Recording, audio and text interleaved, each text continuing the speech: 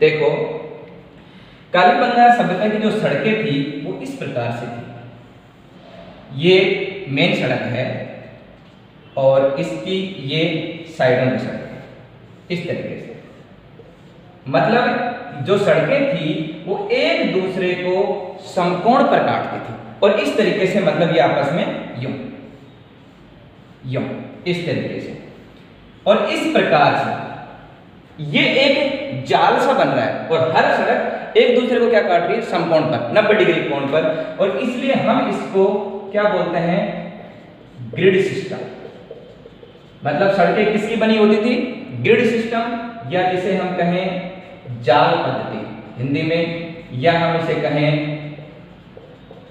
Oxford system. Oxford system, ये हम इसी को नाम देते हैं। मतलब इनकी जो सड़कें होती थी वो मेन जो सड़क थी वो पक्की मिट्टी की बनी हुई होती थी, साइड की जो सड़कें थी वो कच्ची पक्की मिट्टी की बनी हुई थी। दूसरी बात जो ध्यान रखने वाली है वो ये है कि इनके जो मकान होते थे वो मेन सड़क पर, जैसे ये सड़क है, इस सड़क से ये गली निकाली गई, ये, और इसके ये इधर बने हुए होते थे मकान। मतलब इन मकानों का जो दरवाजा होता था वो मुख्य सड़क पर ना खुलकर कहाँ खुलता था, गली में। ये खास बात है एक इनकी कि कालीबंगा सभ्यता के जो मकान हैं उनका मेन दरवाजा गली में खुलता था, ना कि मुख्य सड़क पर। मुख्य सड़क चौड़ी होती थी और जो साइडों की सड़कें होती थी वो कम चौड़ी होती थी। और इसके अलावा इन मकानों में पीछे की साइड में दरवाजा होता था। प्रत्येक जो मकान था वो इस प्रकार से बनाया हुआ रहता था कि उनमें हवा और रोशनी की पर्याप्त व्यवस्था हो। इसके अलावा इन सड़कों का निर्माण इस तरीके से किया जाता था कि ये अपने आप ही हवा से साफ होती रहती थी। मतलब इनका इस तरीके से इनकी बनावट होती थी कि हवा के आने से सड़कें अपने आप साफ होती रहती थी। ये बात थी सड़क की। अब हम बात करते हैं भवन की कि भवन किस प्रकार के, मकान किस प्रकार के बनाए हुए होते थे। देखो, कालीबंगा सभ्यता की में जो मकान है वो मकान क्या थे, मेनली कच्ची ईंटों के बनाए गए।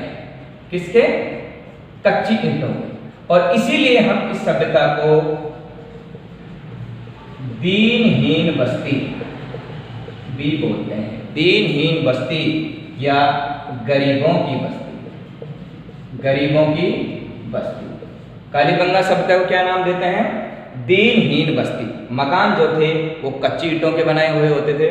मकानों की जो छत होती थी वो लकड़ी की सहतीरों से, लकड़ी की सहतीरें होती थी, इनसे बनाई जाती थी छतें। ये जो छत थी लकड़ी यूँ डाल के और उनके ऊपर कच्ची मिट्टी वगैरह डाल के छत बनाई जाती थी। ध्यान रखना, कालीबंगा सभ्यता से हमें मिला है एक अलंकृत फर्श। ये इंपॉर्टेंट है। कालीबंगा से हमें एक मकान में जो फर्श है वो अलंकृत है, मतलब उसे सजाया गया है, बहुत अच्छा बनाया गया है। हो सकता है वो किसी अच्छे व्यक्ति का निवास हो या कोई पैसे वाले का निवास हो या कोई संपन्न व्यक्ति का निवास हो, लेकिन वो अलंकृत फर्श वहाँ पर दिखाया गया है। दूसरी बात इसमें क्या ध्यान रखना कि जो मकान थे उनका बनाने का उद्देश्य कच्ची ईंटों से बनाने का कुछ भी रहा हो, लेकिन हमें जो अवशेष मिले हैं वहाँ से वो मिले हैं भूकंप के अवशेष।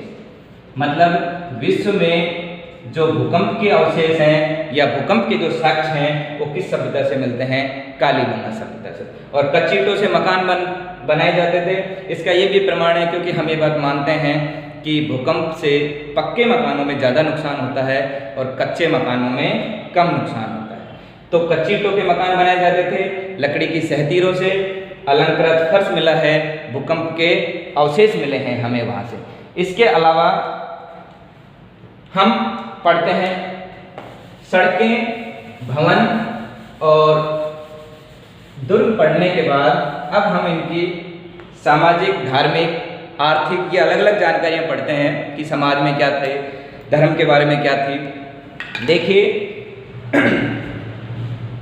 हड़प्पा सभ्यता के ही समानांतर कालीबंगा सभ्यता, हमने आपको बताया कि नगरीय सभ्यता थी। अब ध्यान रखना विद्यार्थियों, जरूरी नहीं है कि जो हड़प्पा सभ्यता हो सारे के सारे ही गुण उसमें मिले या सारे के सारे ऐसे बिल्कुल जैसा हड़प्पा सभ्यता वैसा, कुछ डिफरेंस तो था। जैसे जब हम इसके धार्मिक जीवन की बात करते हैं तो ध्यान रखना विद्यार्थियों, यहां से हमें कोई भी मातृ देवी की प्रतिमा नहीं मिली है।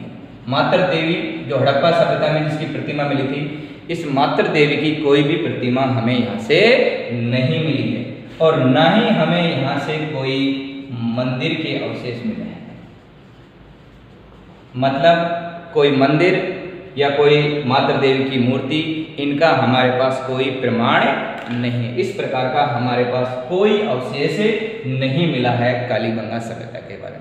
हमें यहाँ से क्या मिला है? एक तो मिला है हमें स्वास्तिक। क्या मिला है? स्वास्तिक, जो हमारे हर शुभ कार्य में हम इसको बनाते हैं, गेट के बाहर जो भी कोई धार्मिक कार्य करते हैं, ये स्वास्तिक हमें वहीं से, मतलब उसी सभ्यता से चला हुआ आ रहा है। इसके अलावा स्वास्तिक के अलावा मैंने आपको बताई 7 अग्नि वेदिकाएं। 7 अग्नि वेदिकाएं मैंने अभी आपको बताया था, 7 अग्नि कुंड, हवन कुंड, ये हमें वहां से प्राप्त हुए हैं। इसके अलावा पशु बलि या बलि प्रथा का उदाहरण या बलि प्रथा को हम इसलिए समझ सकते हैं क्योंकि हमें वहां से इनके अवशेष मिले हैं, वहां पर हमें मांस के अवशेष मिले हैं। इसके अलावा समाज जो इनका था, उस समय समाज में किसी भी प्रकार का दहेज प्रथा या बाल विवाह, कन्यापद, सती प्रथा, इन सब का कोई लफड़ा नहीं था। मतलब ये कोई सामाजिक बुराई उस समय विद्यमान नहीं थी। और परिवार जो होते थे वो थे मातृसत्तात्मक परिवार। मातृसत्तात्मक परिवार होते थे। मतलब कालीबंगा सभ्यता में परिवार कैसे होते थे? मातृसत्तात्मक। मातृसत्तात्मक परिवार का मतलब है कि घर की जो मुखिया होती थी वो कौन होती थी? महिला। और विद्यार्थियों, हमें एक सामान्य सी बात है, हमें ये है भी कि ग्रामीण क्षेत्र में पुरुष प्रधान मेनली होता है कि वहाँ पुरुष ही मुख्य रहता है, लेकिन नगरों में महिला ही मुखिया होती है। घर की जो मेन कर्ता धर्ता होती है वो लेडी होती है। अब भामाशाह कार्ड के तहत जरूर हमें गांव में महिला को प्रमुख स्थान दे दिया हो, लेकिन हकीकत अभी भी यही है कि हमारा पितृ प्रधान समाज है, पुरुष प्रधान समाज है। लेकिन उस समय मातृसत्तात्मक समाज था इस सभ्यता में। मतलब घर की जो मुखिया होती थी वो कौन होती थी? महिला। इसके अलावा शाकाहारी और मांसाहारी दोनों ही प्रकार के खाद्य पदार्थ प्रचलित थे। इसके अलावा हमें वहां से जो मिले हैं, देखिए मनोरंजन के साधनों में एक मिली हमें वहां से खिलौना गाड़ी। खिलौना गाड़ी बनी हुई है और वो वहां से हमें प्राप्त हुई है। इसके अलावा मत्स्य कांटे, मतलब मछली पकड़ने के कांटे, इससे अंदाजा लगता है कि इनका इस प्रकार खेल में रुचि थी और ये मांसाहारी थे। इसके अलावा हमें वहां से मत्स्य कांटे, खिलौना गाड़ी और सिलबट्टे होते हैं घरों में, अपने देसी घरों में होते हैं चटनी पीसने के। एक पत्थर का जो उसको सिलबट्टा बोलते हैं, उस पीसने वाले को लोडी बोलते हैं, लोडी सिलबट्टा। वो सिलबट्टा भी हमें यहीं से मिला है। मछली के कांटे भी हमें वहीं से मिले हैं। इसके अलावा शतरंज के पासे जो गोटियां होती थी वो हमें मिली हैं शतरंज खेलने के। ऐसा माना जाता है कि ये इनके मनोरंजन के साधन थे। ये चीजें हमें वहां से मिली है, मच्छी का कांटा, खिलौना गाड़ी, सिलबट्टे, शतरंज के पासे या मनके, मिट्टी के मनके जिनसे मालाएं बनाते हैं, छोटे छोटे मनके, वो मनके हमें वहां से प्राप्त हुए हैं। इसके अलावा हम सामाजिक जीवन में इनकी बात करते हैं मृतक संस्कार की। भाई मृतकों का संस्कार किस प्रकार से करते थे? देखो, मृतक संस्कार की यहाँ 3 तरीके प्रचलित थे। एक पूर्ण समाधिकरण, एक आंशिक समाधिकरण और एक दाह संस्कार। दाह संस्कार, इसे हम सभी जानते हैं कि मरे हुए व्यक्ति को जला दिया जाता था, आज भी प्रचलित है। पूर्ण समाधिकरण क्या होता था? पूरी तरीके से समाधिस्थ, मतलब कोई व्यक्ति जो मर जाता था उसे पूरा का पूरा समाधि के अंदर दबा दिया जाता था पूरी तरीके से, उसको हम बोलते हैं पूर्ण समाधिकरण। ध्यान रखना विद्यार्थियों, यहाँ से हमें जो समाधियां मिली हैं, यहाँ से जो हमें कब्रें मिली हैं, वो इस प्रकार की मिली हैं। मतलब हम इनको बोलते हैं अंडाकार कब्र। अंडाकार कब्र, मतलब इस प्रकार की बनी है। यहाँ पर किसी आदमी को दफनाया जाता था और फिर इसको ऊपर से दिया जाता था। इनको बोलते हैं हम अंडाकार कब्र। यहाँ पर कुछ कब्रें ऐसी बनाई गई हैं कि जिसमें किसी को दफनाया नहीं गया है, उनको हम बोलते हैं प्रतीकात्मक कब्र। ध्यान रखना, ये प्रश्न कंपटीशन में पूछे जाते हैं और आजकल कंपटीशन का रूप भी थोड़ा चेंज हो गया है। बिल्कुल सटीक प्रश्न ना पूछ के सत्य असत्य वाले या घुमा फिरा के पूछते हैं। इन्हें हम बोलते हैं प्रतीकात्मक कब्र, अंडाकार कब्र। यहीं से हमें युगल समाधि के भी अवशेष मिलते हैं, जोड़े से। कहां से? कालीबंगा सभ्यता से। कुछ समाधियों में हमें वहां पर पालतू पशु कुत्ता, इसको भी प्रमाण मिलते हैं कि ये भी इन समाधियों में किसी के साथ दफनाया हुआ है। इसके अलावा इन समाधियों में इनके साथ कोई चीजें रखी जाती थी, मतलब कुछ उसके काम की चीजें, और ये संख्या में लगभग 4 से लेके 29, मतलब कहीं 4 सामग्री रखी हुई, कहीं 5, कहीं 6, मतलब अलग अलग चीजें। जैसे एक समाधि के अंदर मिलते हैं कानों के कुंडल, कानों के कुंडल। अब ये कानों के कुंडल क्या दर्शाता है कि कालीबंगा सभ्यता के लोग सौंदर्य प्रेमी थे, प्रसाधन प्रेमी थे। प्रसाधन सामग्री वहां से मिलती है, कानों के कुंडल। कहीं से हमें, जैसे हड़प्पा सभ्यता में पढ़ते हैं, लिपस्टिक के अवशेष मिलते हैं। ऐसे कानों के कुंडल दफनाए गए इनके साथ। मतलब इन लोगों की, इनके साथ ये वस्तुएं दफनाने का मतलब था इन लोगों की पारलौकिक जीवन में या परलोक में विश्वास था। परलोक में विश्वास था, मतलब इन लोगों का यह विश्वास था कि मरने के बाद भी कोई दूसरा जीवन होता है और व्यक्ति उसमें जाता है। तो इस प्रकार की ये यहाँ कब्रें बनाई जाती थी, अंडे के आकार की, जिन्हें हम अंडाकार कब्र बोलते हैं। कुछ कब्रें जिनमें किसी को दफना नहीं रखा, वो प्रतीकात्मक कब्रें। इन कब्रों में उस मरे हुए व्यक्ति के साथ, दफनाए हुए व्यक्ति के साथ कुछ सामग्रियाँ रखी जाती थी। वो सामग्रियाँ कहीं पर 4 सामग्रियाँ, कहीं पर 5, मतलब 4 से लेकर 29 तक संख्या में रखी गई है। अब किसी के पास ज़्यादा रखी गई हैं, इसका मतलब वो किसी संपन्न परिवार से होगा। किसी के पास कम रखी गई हैं, मतलब वो किसी गरीब परिवार से होगा। युगल समाधि भी हमें वहाँ से मिलती हैं। पालतू पशु कुत्ता, इसके अवशेष भी वहाँ से हमें मिलते हैं। और कानों के कुंडल, ये भी हमें वहाँ से मिलते हैं। ये है पूर्ण समाधिकरण, मतलब जिसमें पूरी तरीके से व्यक्ति को उसमें दफन कर दिया जाता है। इसके बाद आता है आंशिक समाधिकरण। आंशिक का मतलब होता है थोड़ा।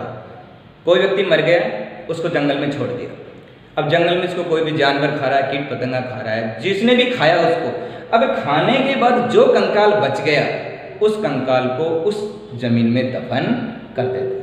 उसको हम देते हैं आंशिक समाधिकरण, मतलब थोड़ा समाधि। पूर्ण समाधिकरण में तो मरे हुए व्यक्ति को पूरा का पूरा समाधि कर दे देते थे उसको। आंशिक समाधिकरण में जीवों के खाने के बाद और दाह संस्कार में मरे हुए व्यक्ति को जला दिया जाता था और फिर उसकी मिट्टी को दबा दिया जाता था। दाह संस्कार हमारे आज भी प्रचलित है। और ये पूर्ण समाधिकरण और दाह संस्कार, आप कभी इस क्षेत्र में जाएं, कालीबंगा वाले क्षेत्र में, गंगानगर, हनुमानगढ़ में, वहाँ आज भी कुछ समाधियों में पूर्ण समाधिकरण प्रचलित है और दाह संस्कार तो हमारे सामान्यता है। अब हम बात करते हैं इनके आर्थिक जीवन की। अर्थ, पैसा वाला अर्थव्यवस्था कैसी थी? अर्थव्यवस्था में हम मुख्य रूप से शामिल करते हैं खेती, पशुपालन, उद्योग धंधे, व्यापार वाणिज्य। देखो, खेती की अगर बात करें तो यहाँ से मुख्य रूप से हमें अवशेष मिले हैं गेहूं, जौ, कपास, चना, चावल, इनके साक्ष्य हमें वहां से मिले हैं। सरसों, ये मतलब इसका मतलब उस समय इनकी खेती होती थी। गेहूं, जौ, कपास, चना, चावल, ये मुख्य रूप से फसल बोई जाती थी, गेहूं और जौ।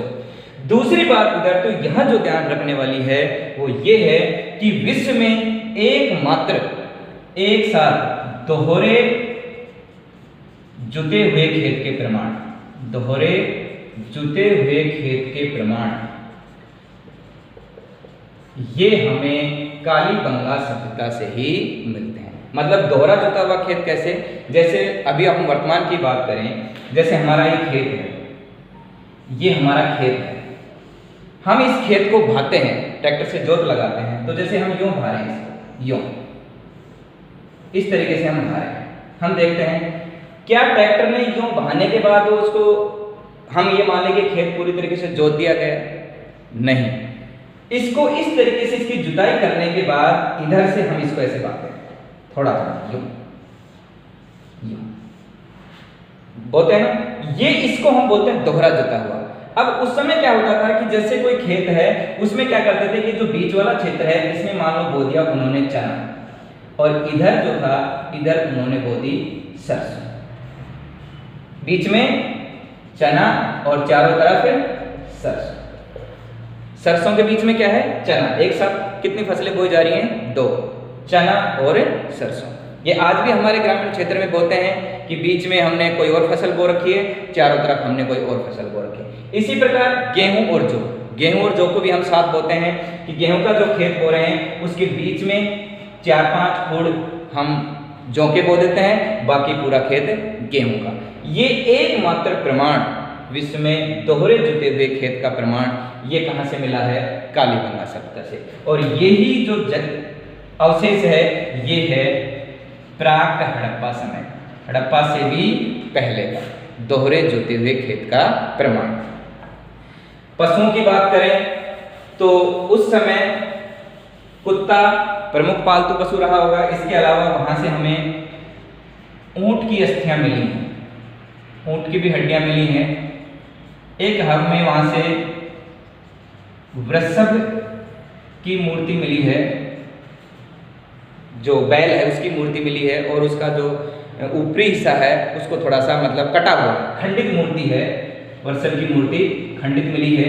एक वहां से तांबे की मूर्ति भी वहां से मिली हमें, किसी वृषभ की ही यहाँ से प्राप्त होते हैं। तो भेड़, बकरी, ऊंट, कुत्ता, बैल, ये मतलब उस समय प्रमुख पालतू पशु थे। हमें वहां से ऊंट की अस्थियां मिली हैं, वृषभ की भी मूर्ति हमें वहां से प्राप्त होती है। अब कंपटीशन में इसी प्रकार के प्रश्न पूछे जाते हैं, इनमें से कौन सा अवशेष प्राप्त हुआ है, या इनमें से इनका संबंध कालीबंगा सभ्यता से नहीं है। अगर हम उद्योग धंधे की बात करें तो कालीबंगा का मतलब होता है काले रंग की चूड़ियां। हम ये मानते हैं कि वहां पर चूड़ी बनाने का प्रमुख केंद्र रहा होगा, कालीबंगा चूड़ी बनाने का केंद्र। जैसे चनहुदड़ो मनके बनाने का कारखाना है पाकिस्तान में, उसी प्रकार कालीबंगा यहाँ पर चूड़ी बनाने का केंद्र रहा होगा कालीबंगा। व्यापार वाणिज्य की बात करें कि इनका व्यापार किनके साथ होता था, तो यहाँ से हमें बेलनाकार मुहर मिली है, ये बहुत इंपॉर्टेंट है, बेलनाकार मुहर। और एक यहाँ बेलनाकार तंदूर भी मिले हैं, तंदूर खाना बनाने की। ये जो बेलनाकार मुहर है ये विशेषता है मेसोपोटामिया की। मेसोपोटामिया जो मैंने आपको शुरुआत में बताया था कि मिस्र, मेसोपोटामिया, चीन, हड़प्पा, ये सभ्यताएं समकालीन हैं। मेसोपोटामिया सभ्यता की विशेषता है बेलनाकार मुहर। इससे हमें क्या अंदाजा लगता है कि कालीबंगा सभ्यता का जो व्यापार था वो मेसोपोटामिया से होता होगा। मतलब इनका व्यापार वाणिज्य इतना उन्नत था कि ये इन लोगों के साथ व्यापार करते थे। बेलनाकार मुहर किसकी विशेषता है? मेसोपोटामिया की, ईरान, इराक। और बेलनाकार तंदूर भी हमें वहां से प्राप्त हुए हैं। कहां से? कालीबंगा सभ्यता से। अब हम इनकी कला की बात करते हैं कि कला या विज्ञान। देखो वहां की जो कला लिपि जो थी उसे हम बोलते हैं चित्रात्मक लिपि, हम उसे बोलते हैं, या वस्त्रोत्फेदन भी कहते हैं। मतलब वहां की जो लिपि है ना वो पूरी तरीके से इस तरीके से नहीं भाई, हम इसको इसीलिए आदि ऐतिहासिक काल में भी शामिल करते हैं क्योंकि ये जो सभ्यता है इस पर जो लिखा है उसको हम पूरी तरीके से पढ़ नहीं पाए। और इसके अलावा मतलब ओवरलैपिंग दिखाई देता है, जो चित्रित किया गया है या जो भी वो लिखने की कोशिश की गई है वो ओवरलैपिंग किया गया है। जैसे ए लिखा, उसके ऊपर यूं बी, फिर यूं सी, फिर ऐसे डी, फिर ई, मतलब इस तरीके से ओवरलैपिंग किया गया है। कहाँ की? यहाँ की लिपि में। यहाँ की जो लिपि है चित्रात्मक या वस्त्रोत्फेदन, इस लिपि में ओवरलैपिंग मिलता है हमें। विज्ञान की अगर बात करें तो वहां से हमें एक बालक की खोपड़ी मिली, बालक की खोपड़ी मिली है और उसमें हमें 6 छेद दिखाए गए, 6 छेद दिखाए गए हैं। एक बालक की खोपड़ी, छोटे से बालक की। अब इससे हमें क्या अंदाजा लगता है कि उस समय क्या रही होगी, शल्य चिकित्सा या ऑपरेशन, मतलब उस समय ऑपरेशन हुआ करते होंगे। उनका विज्ञान, इतनी तकनीक इतनी उन्नत रही होगी कि उन्होंने इनका ऑपरेशन करने की बात। इसके अलावा इससे प्रमाण हम दूसरा ये भी लगा सकते हैं कि हो सकता है वो उसमें भूत प्रेतों में वो विश्वास करते होंगे। भूत प्रेतों के हिसाब से भी तो हो सकता है, शमशान घाट में से किसी उसको लेकर समाधिस्थ किसी व्यक्ति बालकी की उसको निकाल लिया गया और फिर उसमें कोई और क्रियाक्रम किया गया, क्योंकि यहाँ से हमें ताबीजों के अवशेष भी मिले हैं और इनके साथ साथ ये खोपड़ी भी मिली है। इन खोपड़ी में 6 छेद हैं, तो उनसे हमें अंदाजा लगता है कि भाई इन्होंने ऑपरेशन करने की सोची होगी, शल्य चिकित्सा। और इसके अलावा हम इनसे ये भी विश्वास कर सकते हैं कि हो सकता है कोई भूत प्रेतों में विश्वास करते हो और उसकी वजह से ये इन्होंने कुछ ऐसा करने की कोशिश की हो, क्योंकि यहाँ से हमें ताबीज के अवशेष भी मिलते हैं। विद्यार्थियों, गोपीनाथ शर्मा एक विद्वान हैं राजस्थान के, उन्होंने ऐसा कहा है कि ये जो सभ्यता है गोपीनाथ शर्मा, ये बाद में भूचाल आने से इस सभ्यता का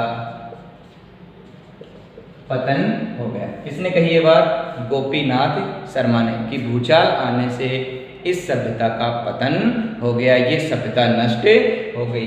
इस सभ्यता की समानता एक स्थान है पाकिस्तान में, कोट दीजिए, पाकिस्तान में इस सभ्यता की समानता इसके साथ की जाती है। मतलब अवशेषों के आधार पर जो जो अवशेष यहाँ से प्राप्त हुए हैं उनके आधार पर ऐसा माना जाता है कि कालीबंगा जो सभ्यता है वो किसके समान है? कोट दीजिए, पाकिस्तान में।